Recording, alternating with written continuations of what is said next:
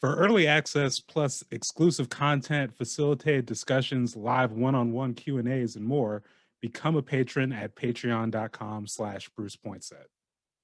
Welcome to the Bruce Poinsette Show, everyone. We are live at the Welcome Dome, and this is the world's most dangerous infomercial. with our packed studio audience here. You not ready for that on-site energy? Yeah. Yes. I am your host, Bruce Poinsette. I got my producer, Ado, by my side. We also got the whole numbers crew here. Well, kind of. Got DJ Ambush next to me. Got Taya in the audience. Whoop, whoop. And yeah, we usually bring you this news, interviews, and commentary experience every second and fourth Wednesday on the Numbers FM at 7 p.m. You can also catch clips on youtube.com/Bruce Poinsette. And if you want the extra special bonus content and live discussions, you can become a member at patreon.com/Bruce Poinsette. Let me repeat that because I'm sure some people want to hear that again. Patreon.com/Bruce Poinsette. Don't forget the slash. For all your content and discussion needs. But yeah, usually we broadcast live from the Portland Art Museum. But today, again, we are at Pioneer Courthouse Square in the Welcome Dome. Hello. The Dome of Welcoming. That's right. So, yeah, on this is correct me if I'm wrong, this is the opening of the Black Podcast Festival. It is indeed the opening of the Black Podcast Festival. Really, really excited for this opportunity. There's another date on there that's to be determined. And I mean, we could bring depending on what your schedule looks like, we could bring it back for another. Oh, yeah, that'd be awesome. That just piles up the episodes that we. I want to thank you for starting the festival off. It's the first. You're the first in the festival, which is also a first. You know what I'm saying? So definitely, I'm clapping up for you. Give it up for Bruce. For Bruce. Yeah. You know what I'm saying? How does it feel? Is this your first podcast festival? Yeah, this is my first performance. Okay. Broadcast at a podcast festival. Okay. So, is this your first Black podcast festival? Well, by the process of elimination, yes. All right. Are we the only Black podcast festival here in the PDX? I believe so. Okay, yeah. I was gonna say. Yeah. So this is the official 2022 Black podcast festival starting right here. Yeah, but no, I wanted to, since we have this like family affair, I wanted to ask you all, how are you feeling today? How are you? We got some time. We don't have to jump right into it. Caffeinated. We do have time. You feel caffeinated? I am very caffeinated and ready to talk about news. Yes. It's only Tuesday, but it already feels like it's been a long week for me. It's just been a lot going on. We were out here Saturday having an amazing time for the first party in our tribute series, our playlist series of parties. So we're going to have a bunch of different DJs throughout the course of the Welcome Dome being here. Some on Thursday, some on Saturday spinning. So, looking forward to that. So just coming off of a busy weekend, and again, this Tuesday feels like a Friday. But I don't feel drained or it feels good. It feels good. It feels great to be up here with y'all, though. I really enjoyed the last time I was on the show. Yes. That was a Bruce great slander, time. but it's all right. Bruce slander. There was Bruce slander. Are we going to talk get about to Bruce? Batman? We're talking about Bruce Wayne, not Bruce Points. You also did some Banner slander too, if I recall. Some what slander? Some Banner. There was also some Bruce Banner slander. There was Bruce Banner slander? Slight amount of Bruce Banner. Where was the Banner slander? We'll roll the tapes. We'll go back. Well, I will say, I'm feeling good about this week. You ever, I'm not sure, like as a freelancer or full-time freelancer, you have like accidental breaks. So like this week is just like my accidental spring break, actual spring break. Everyone was working. I work for a client who does like adult spring break, which is great for them, but also for me, it's just like, that just means I'm working on everything else. So yeah, this week it just kind of some things got canceled. Shout out to standardized testing for that. No. The one-time standardized I'm sure it's testing. helping the kids, I'm sure. You loved it, right? Oh, absolutely. My favorite thing is standardized testing. Ever.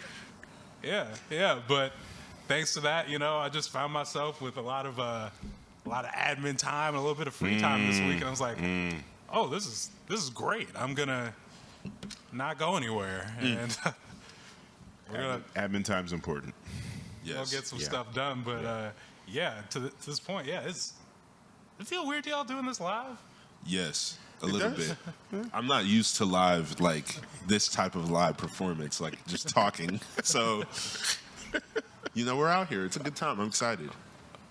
I'm no stranger to it. Just like podcasting, like in a sense, like we've definitely done like some Twitch streams, live podcast sessions. I've been a part of some YouTube live podcast sessions, and then also like doing like Zoom seminars. Like there's no editing that crap. Me doing a presentation, so this feels pretty much the same to me. It's no big deal. Plus, we can edit the crap out of it. Yes, if we stumble. I appreciate you saying crap because you're definitely making my job easier. Thank you, Ambush. Yeah, we got a stipulation before the show. No cursing. You can't on purpose. So we're gonna keep it clean, keep it family friendly. Yeah, PG. Because you do not have to curse to scare white people. Yes. Reparations is not a curse word. Or is it? I mean, for the whites it is, let me tell you. Let me just say it. Reparations. We're all still here. We see a mob of white people just start walking in. Oh my God. The cop that just walks by just stops like, sir, we're going to have to, I like your little podcast here, but you're going to have to. We're going to have to shut down the dome. This has been cleared. Oh man. So, with that, we begin, for those not familiar with the Bruce Poinsette Show, we begin each show with some news you might have missed. Like you, sir. You might have missed this. And, without further ado, our first story comes from the Portland Mercury. It's titled, "After Homeless Shelter Ballot Measure Rejected, People for Portland Files a Nearly Identical Proposal." Terrible. So, everyone's favorite group, everyone's favorite organization, People for Portland, back at it. So, from this article I want to make sure I give credit to Alex Zelinsky. Yes. Yes. Alex is a friend of our show on News with My Fiance. So Alex writes, like its predecessor, this proposed measure would have taxpayer dollars reserved for permanent housing solutions for homeless individuals and instead use them to create more temporary shelters in Portland's Tri-County metro region. Specifically, the ballot measure would target a voter-approved metro fund meant to fund programs that help to keep previously unhoused people in housing and off the streets for the long term. That ballot measure, called the Supporting Houses Services Fund, was passed in 2020. It distributed its first $42 million allocation of funding to Multnomah, Clackamas, and Washington counties in summer 2021. People for Portland, despite being co-founded by the very campaign consultant who drafted the Supportive Housing Services measure, has argued that the 2020 measure isn't making enough of an immediate impact when it comes to removing visible signs of homelessness in the region. Their ballot initiative suggests altering Metro Code to direct 75% of all supportive housing services dollars towards shelter beds instead of permanent solutions. The proposed measure would also restrict municipalities from using the funds if they fail to enforce their anti-camping policies. It would also allow any member of the public to sue Metro Regional Government, the measure's oversight body, if they believe the government body wasn't adequately enforcing the new measure. And a little bit further on in the article, Zelinsky writes, "Here together, the nonprofit coalition that championed Metro's supportive housing services measure called the new filing a, quote, political stunt that only delays the region's work on resolving homelessness." So, to that end, because Ambush, as soon as I said People for Portland, you had a very noticeable groan. I just don't know which Portland they're for. Portland, Oregon, Portland, Maine.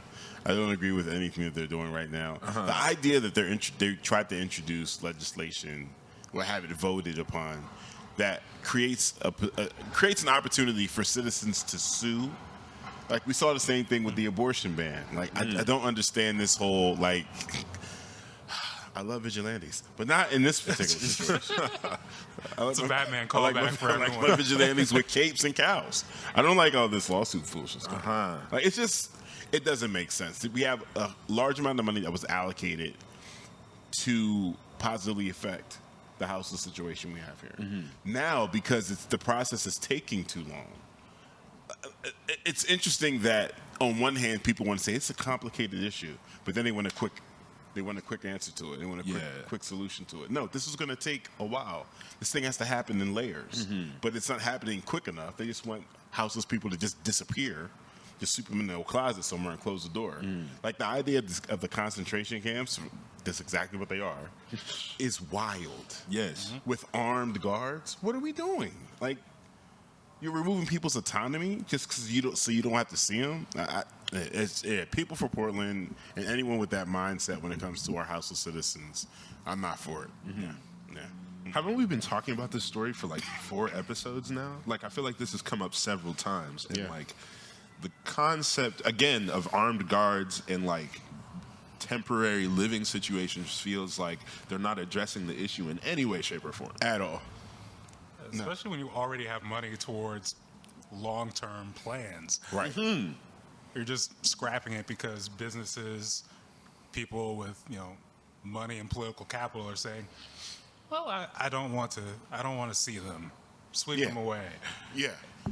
And it does tell you something about our economy. It's like, what moves the economy?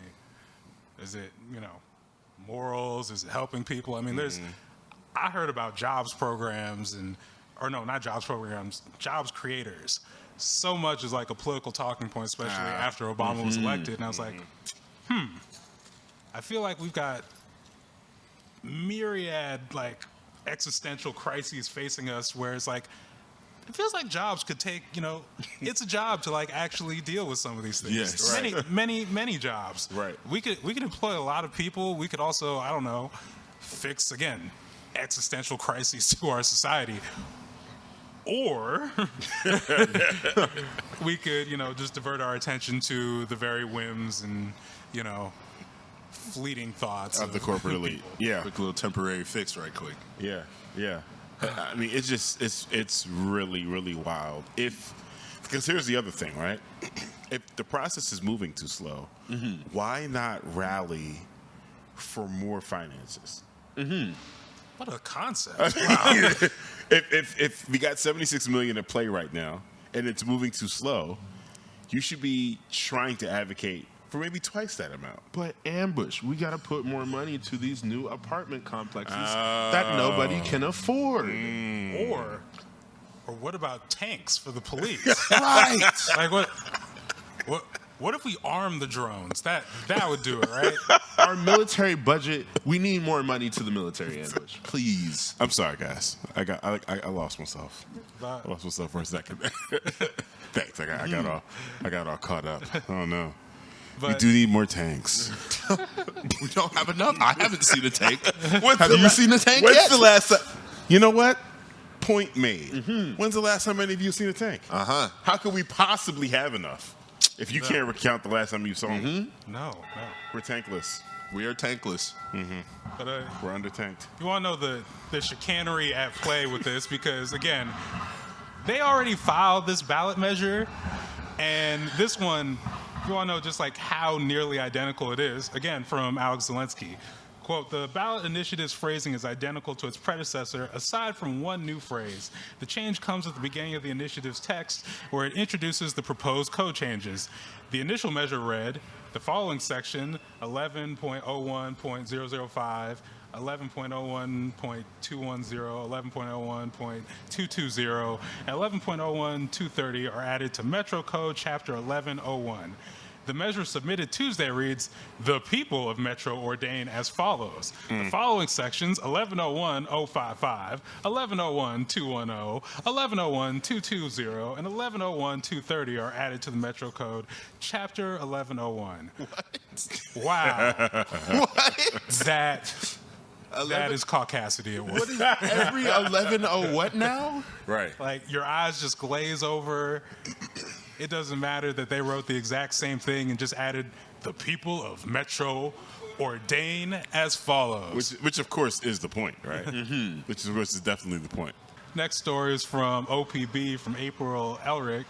or Ehrlich, titled Portland-based Bitch Media plans to close its doors in June. So, according to Ehrlich, Portland-based Bitch Media is coming to an end. The feminist media organization announced Tuesday that it's closing up shop in June. Bitch started in 1996 as a 10-page zine distributed from the back of a station wagon in the Bay Area. It later became a nonprofit, publishing the magazine Bitch, Feminist Response to Pop Culture, a collection of funny, sharp, and oftentimes biting criticisms of popular culture through a feminist lens. Bitch Media relocated to Portland in 2007, where it continued to publish the magazine, online articles, and later podcasts. It also hosts speaker series and workshops at campuses through its Bitch on Campus series. Bitch was hit hard by the pandemic. It had to compete against other dire calls for fundraising amid a health and economic crisis, and opportunities to make money through campus workshops all but dried up. Even so, Bitch was never a stranger to financial challenges. Zeisler said the times just sort of changed. So, one, it's a proper title, so that doesn't count under like the cursing code. Yeah, no, you did what you had to. It absolutely doesn't. I know where it is. Cool. For anyone concerned. Yes. Yes, we're still good. Yeah. No money has been dipped into the swear charges. But yeah, you're talking about a media institution. I know, Ambush, Ado, transplants, but yeah, it's. How long since? I mean, I am not as familiar with Bitch Media, but I mean, I definitely have noticed, like, just the effect of the economy and COVID and all different things that have happened and how it's. I mean, Vortex used to be print. I was so used to seeing Vortex when I got here. That I think maybe they print maybe like once or twice a year now, maybe quarterly, but I haven't seen any print issues in a while. All the regular trades like Willamette and Mercury, like everything's thinner. And I mean, it does say something too about just how we consume media now. Like, a lot of people aren't really picking up print media like that. But then there's another media organization that I had been keeping an eye on that has been really, really good. I was skeptical at first. They turned out to be absolutely amazing. They just recently shut down like a month ago. BNC, the Black News Channel. Oh yeah. Absolutely dope. So dope. At first I was like, this looks kind of janky. That was like 2 or 3 years ago. When I first heard about it, I was like, I don't know what's happening there. Black News Channel, that sounds dumb. And then they started getting all these dope contributors and all these dope hosts, and the shows were amazing. And the investor, I forgot how much the initial investment was, but they ended up running into some debt issues.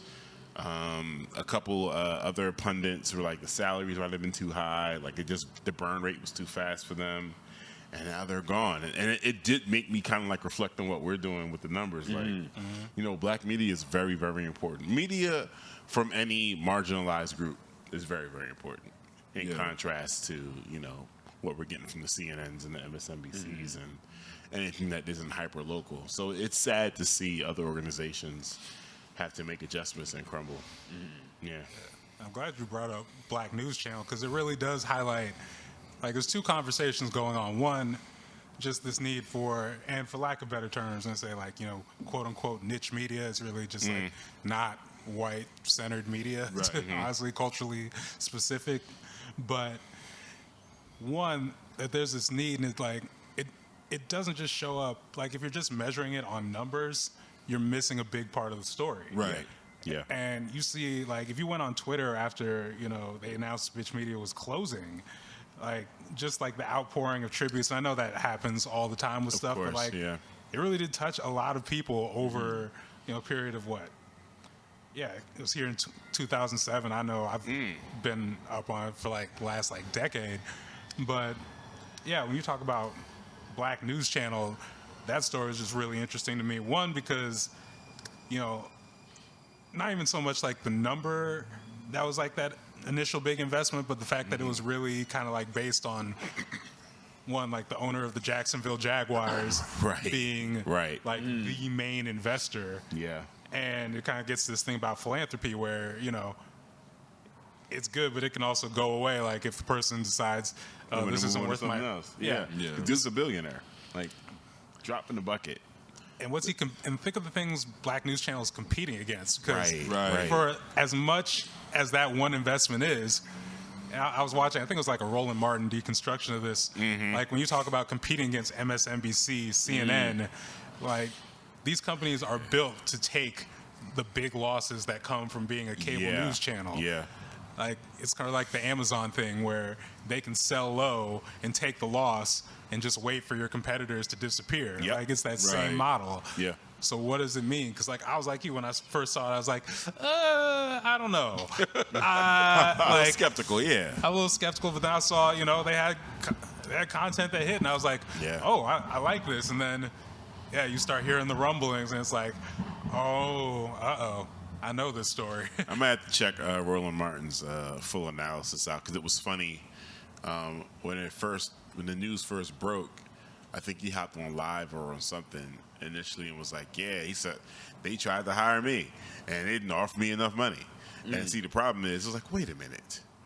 If the problem is that they didn't have enough finances to run the station and your complaint is they didn't offer you enough money, then what's the issue? Slow down. Slow down, my guy. I mean, I understand in one sense of like saying, I think it's fair to be like, I like the idea of what you're trying to do, but you can't afford me. Right. But yeah, I mean, I guess like context and timing of that is Yeah. kind of a thing. Yeah. The timing could have been a little bit better. But I mean, something like BNC, like it's unfortunate that it would take private dollars to keep it going because it's something needed, like, greatly, and under a nonprofit model would be here, I think, a little bit longer. Would have been here a little bit longer. But again, that's also about our community understanding the investment in something like that. Right. Because the second I was like, I think it was like, I swear, I think it might have been like 65 million or something like that, somewhere around there. And the first thing that came to my mind was, there are so many black entertainers. Like, $1 million each. Yes. $1 million each. That's it. But there are also so many black entertainers who are like problematically skeptical of media in general. Right. True. I mean, Donald Glover, instead of doing any like press, decided to interview himself. Wait, did you guys already talk about that? No, we I did not haven't. know about this. We didn't. Bruce. It's not on the run sheet, but we can talk about it. What happened here? Say again? What? Donald Glover interviewed himself? I think it was for Interview Magazine. Yeah. He interviewed himself. And then even in interviewing himself, he created like some cringeworthy moments. No, Donald. But you didn't have to ask yourself that question. He literally asked himself about his portrayal of black women and the criticism he gets, and then responded to himself, "I think you're just trying to make a commentary on my blackness," and avoided answering the question. He dodged his own question. This is so difficult because it's like, I imagine we've all been watching Atlanta. Yeah. Do not imagine that because I'm not caught up on the season. Okay, I won't say anything too much, but I it's mean, been a but I know. fabulous season. Yes. And like, I would just like, if you're not gonna do interviews, just don't do interviews. That would be too much like normal. Donald's not going to play it down the middle. I'm just not doing interviews right now. The only interview I'll do, I'll grant hey, you down front, and then he'll run off stage and be like, put his hand up. The only interview I'll grant is to myself. Yeah. That's the Donald Glover way. Yeah, Like, I love that man, but he does some weird things sometimes. yeah, frequently. there have been some transgressions. This Yeah. is America. Yeah. When I found out about that, I was like, ooh. Wait, what happened with This Is America? So the song's ripped off. Oh yeah, I heard about that. Yeah. See, Yeah. not to be like the get off my lawn person here, but I feel like we're in this time of social media. We have I feel like we're downplaying just how problematic our entertainers have been. Yeah. And I don't mean like criminally problematic. I just mean weirdos. Yeah. Just so we're clear. Yes. Like There have been criminally problematic situations Yes, a lot as of well. them have been criminally problematic. that is a different discussion. No, we're just talking Yes. about people who, you see the art and then you see the person and it doesn't add up. Yeah, not always. Yeah. Donald. Oh, Donald. Maybe just chill for a second, man. But here's the thing. I'm definitely going to watch Atlanta. It's not going to stop me from watching Atlanta. It's good. Yeah. I think for me, this leads into the conversation I've been having with myself a lot, just as far as being able. I'm not going to use the phrase separating the art from the artist because I don't believe that's a thing. But just looking at to what standard we hold artists to and how we still do that. So I remember I was in the studio about a month ago and a song came on. So I use Tidal personally when I listen to my streaming service. It pays artists the most out of any of the streaming services. And there are certain artists as a DJ that I don't play, and then certain artists, it's usually mirrored. The artists that I don't play are the same artists I don't listen to anymore. So R. Kelly, I don't play R. Kelly, I don't listen to R. Kelly. Fabulous, same thing. Biggie, just most recently, someone had mentioned to me, a friend of mine, she came to town, and we were in one of the little boutiques, and she saw some Biggie socks. There were some Stan socks, and she was like, "Ooh, we don't fool Biggie anymore, do we?" And it wasn't until she said something that I actually thought about it. And at that time period, it was around the time that I think there was a Drink Champs interview with Jermaine Dupri, and he was talking about witnessing domestic violence on Lil' Kim. And him saying that was like, oh, wow, I didn't realize that happened. But we all know the song Get Money. Yeah. And it's very clear he's talking about domestic violence in the song. Yeah. Very clear. And we've been rapping and singing this song, for years since it came out. And then at that point, I was like, wow, I think I may need to chill on playing Biggie Smalls. Listen to Biggie. So I was in the studio. Fast forward to, like I said, like a month ago. I'm in the studio, and I started thinking about how old like Biggie and Tupac were when they died. We're talking like 25, 26, 27. Like they were young, right? There are only certain things I would hold someone in that same age bracket accountable for, or views that I would hold them accountable for. Today, me being in my 40s, I'm like, I didn't know anything when I was that age at all. But they're no longer here, so they're being heralded and held to those standards, things they're doing, and the views they had when they were younger. With artists that are still here, there's an opportunity to change those actions. Yes. But artists that are gone, it's like, not much you can do. Not much you can do. Yeah. I've come to the stance a lot with like artists and like, especially when artists pass, it gets really difficult for me to sit here. Like there's certain artists, like personally, it's really hard for me to listen to Michael Jackson. Knowing like everything that has happened.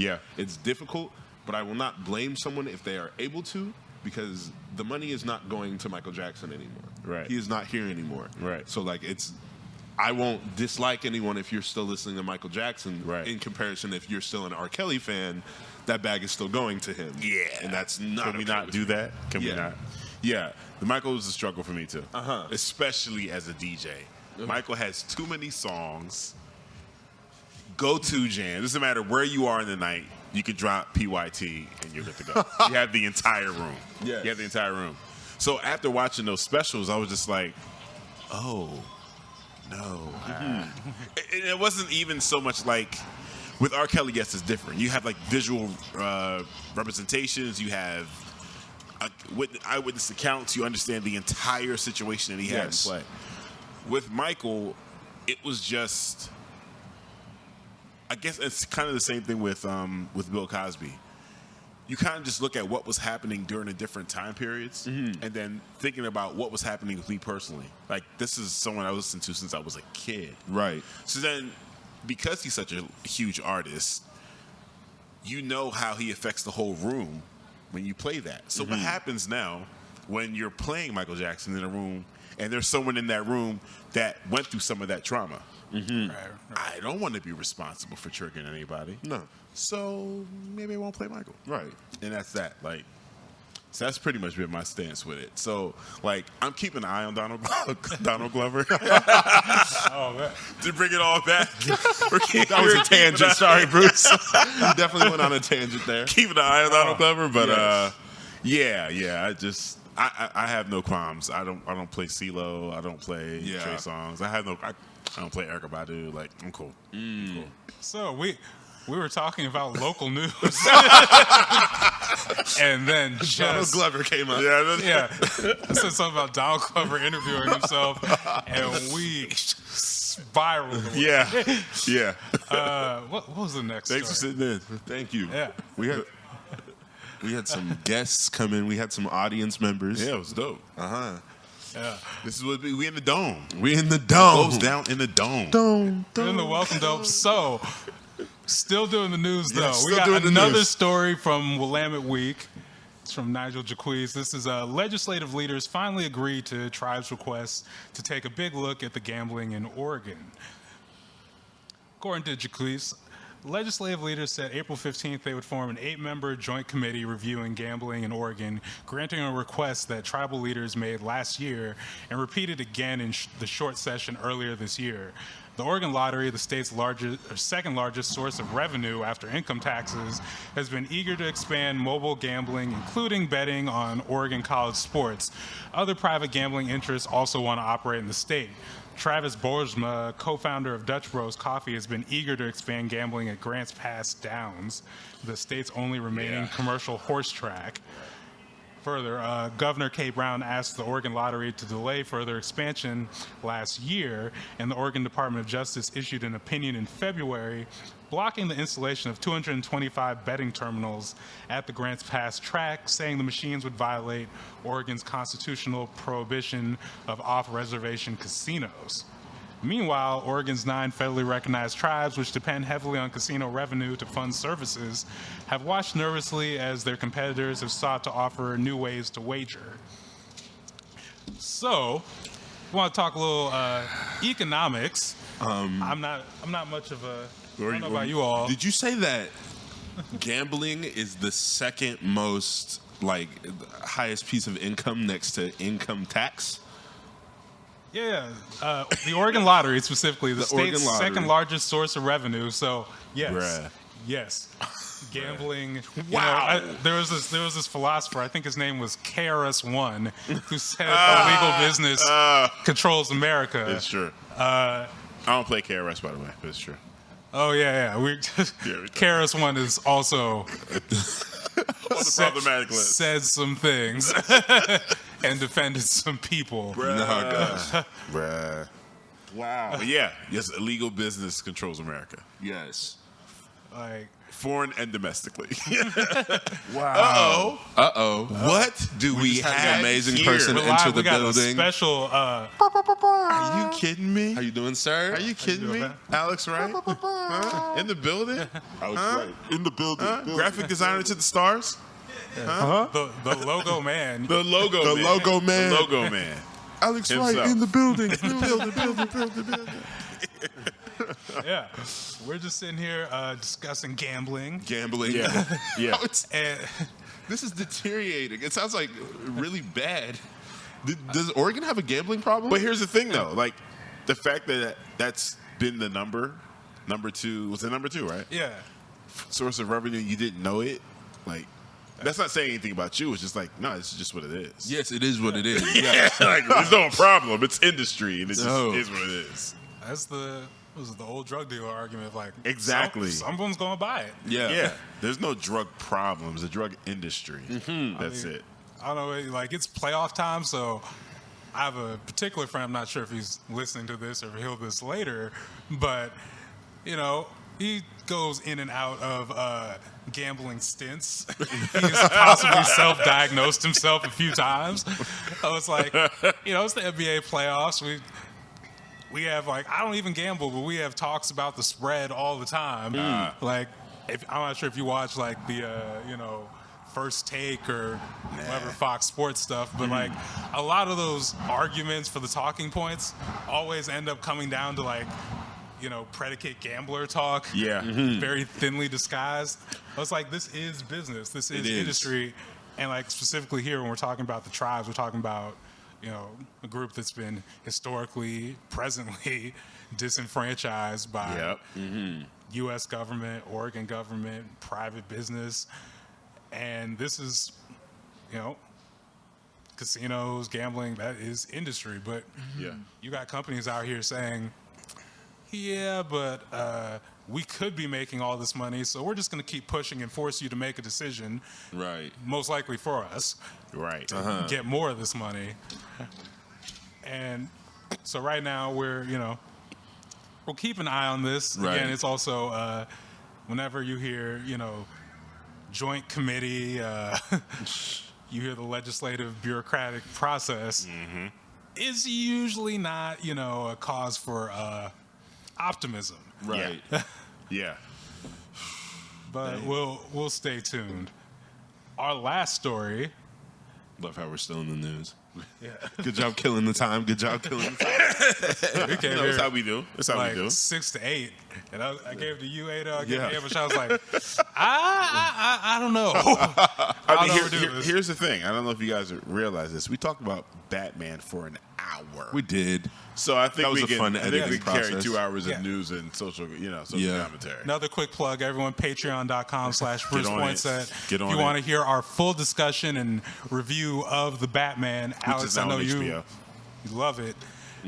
We talk about the Batman, deconstruct how the Wayne family and the Arkhams are responsible for all the ills of Gotham. All right, don't give it too much away. All right? The Waynes are zealots. I mean, You want people to pay for the Patreon, don't you? hey, Don't give too much away. you have a very spirited and, might I say, erroneous argument in the Wow. opposite, but you know. Jeez. Patreon.com/Bruce Poinsette. And Bush, be everyone. careful what you Support say here, Black 'cause I media. have the footage. I Support do. Black media. Support Black media. Wow. Okay. So, anyways, we do have one last news story. Shots It's from fired. Okay. OPB, Emily Green of the Lund Report. And it's people are dying while state bureaucracy holds up Oregon treatment dollars, says Measure 110 proponents. Ooh. So, yes, according to Green, the lion's share of that money for the current 2-year budget cycle, $276 million, has failed to reach providers. At a meeting Friday morning, the Community Oversight Council, tasked with distributing the funds, once again voted on extended timeline for the distribution. The grant award letters were initially supposed to go out to providers the second week of January, but were delayed repeatedly while grant applications remain under review.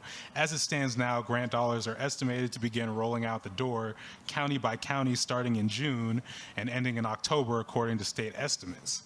Stakeholders say it's the state, not the community council, that's to blame for the holdup.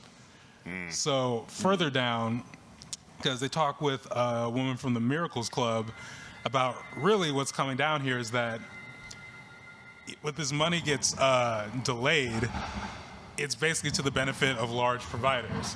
So if you're a community, if you're a community organization like the Miracles Club, and you know the timeline keeps getting pushed and you're not getting that money, Right. you're going to close up. Yep. These Right. big institutions, Right.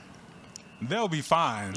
Again, we talk about that Amazon strategy of just like starving people out. Yeah. Yep. And that's not even to say that it's necessarily the goal of the council or the Oregon Health Authority, but this kind of highlights a way that, again, state bureaucracy just works to disproportionately harm those who are already disproportionately harmed. As it Yeah. goes. In this case, we're talking about substance abuse prevention, treatment, coming from money from marijuana taxes and other. Speaking of big business in this country or in this state, but we had another note here. Let me scroll down a little bit. It says, but Hearst says she heard from providers that the state's thoroughness is not surprising. Quote, this is what happens when the money goes out to communities of color, she said. All of a sudden, everybody wants to dot I's and cross T's even more. Yeah. And we knew this was going to happen. And then Green goes on to write, award notices to providers in Morrow and Baker counties will be sent out by the end of next week. The next counties to be voted on are Umatilla, Union, Harney, Gilliam, and Grant. Polk, Klamath, Lake, and Jefferson counties are each one review away from being completed. Portland Metro counties will be renewed last, or reviewed last. So, I don't know. One of these things is not like the other. Yeah. You said Portland Metro? Yeah. What is different about Portland Metro than Morrow, Baker, Umatilla, Klamath, Lake, Jefferson counties? What's Now, the difference? I'm going to raise my hand here. Yes, The Ambush. blacks. The blacks. I'm just going to throw that out there. Higher concentration of the blacks. Yep. Yeah? That seems pretty consistent. Okay. All right. Yeah. It's ridiculous, man. It really is. Like, seriously. The money is pulled down with state level or federal level to on the behest of these communities that's supposed to be getting served. Right? So it's kind of like I liken it to the police in the way that if they did their job, they'd be out of a job. Yeah. So, Truthfully. you pull down this money so you can positively affect the communities you're supposed to be, out here lobbying on behalf of. But in every single year, we just didn't get enough. We just a little underfunded. Right. We just need a little bit more. Next year, we'll be able to pull it together. Every single year, they Every just year. keep doing the same thing, and there just isn't enough. The places where there should be regulation and oversight and checks and balances, it's not happening. As it It's not goes. happening. As it goes. Yeah, Money's Yeah. getting lost. Yeah. Funds are being, quote unquote lost. yeah, quote unquote lost. Yeah. When it's the blacks. You got money for the blacks? You better lose it. Lose it. When it's the blacks or anything. I mean, I will say it's been an interesting part of this. Everyone calls it like the George Floyd protest, the 2020, whatever you want to call Yeah. this moment. You do see certain instances where it's like, oh, that is white on white violence. Of course, it's usually in the name of black people. Right. It's not just Yeah. like, oh, people are getting equitably harmed. No. It's, Are we referring to the just happened earlier this week on MLK, or was that over the weekend? Did you hear about the vandalism?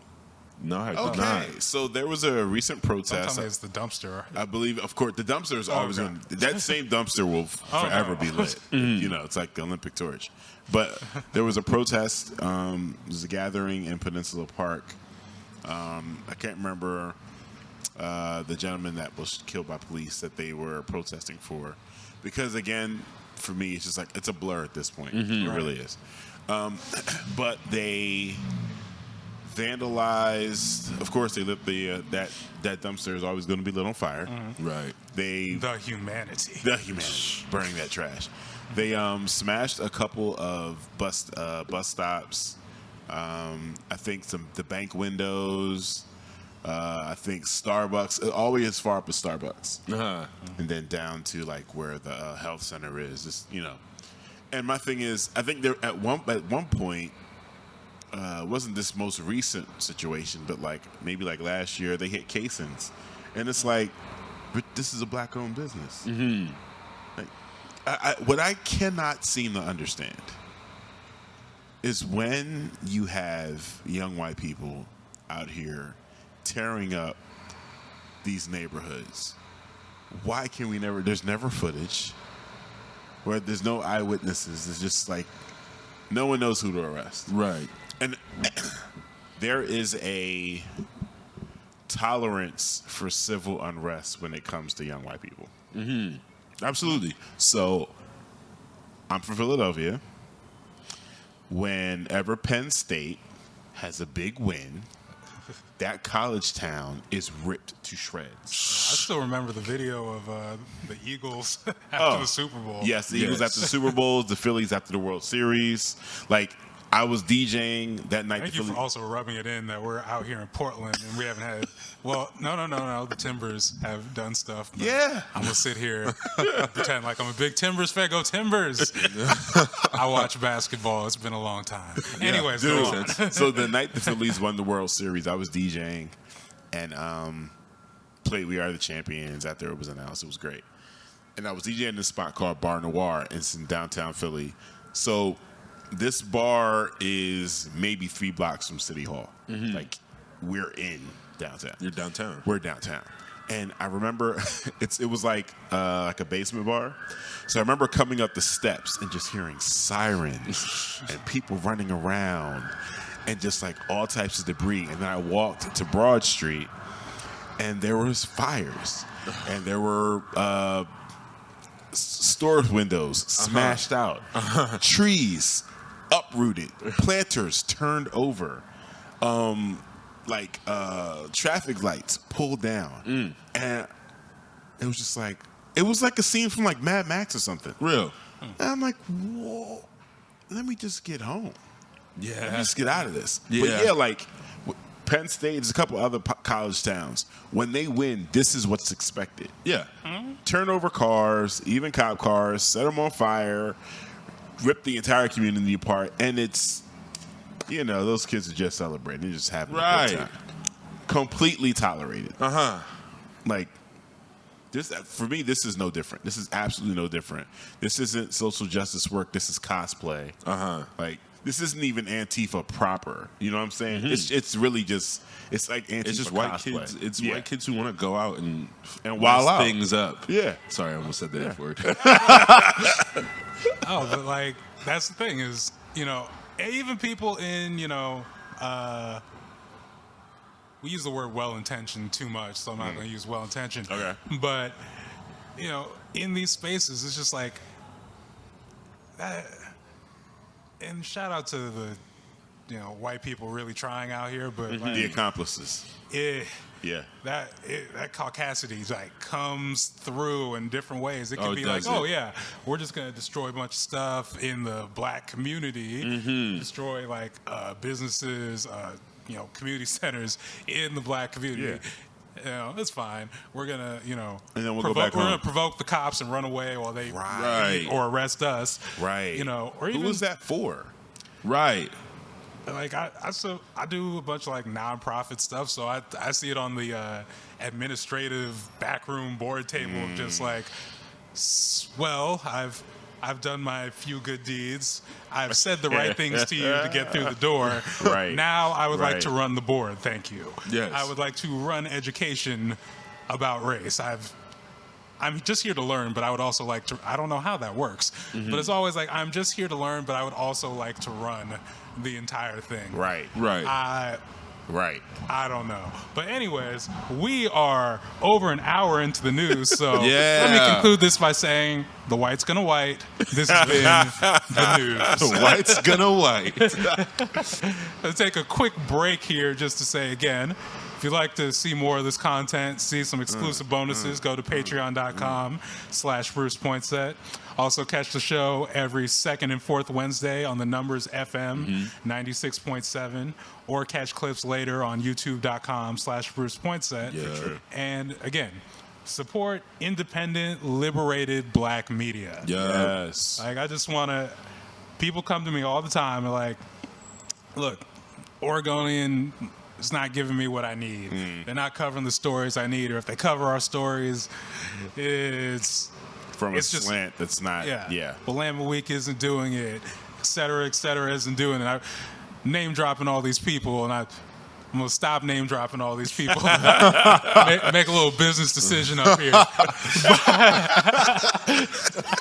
while we're live. But I will say this: I am black media.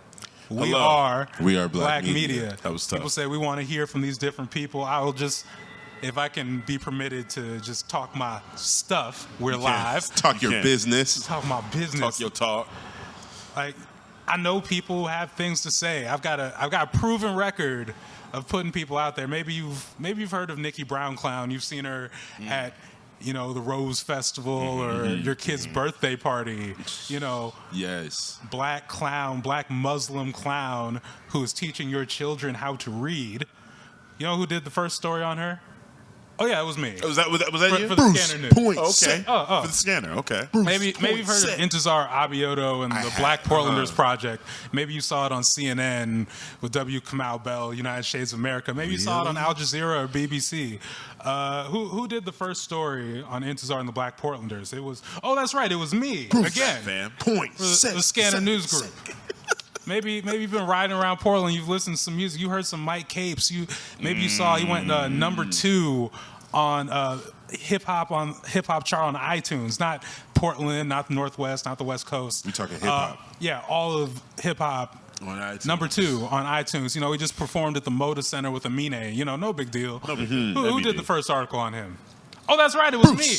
It was me again. I'm just Talk saying. your ish. I've been doing this for 10 years. You know, You I'm went gonna out keep here. doing it, and you could support that. You could get what you want to see, the conversations you want to see, the people you didn't know you needed to see. Yes. Right. Patreon.com/BrucePoinsette. Yes. Love it. Yes. And also the numbers FM. He came with that energy. 96.7. I love it. KMUN. We're plugging everybody. You know it.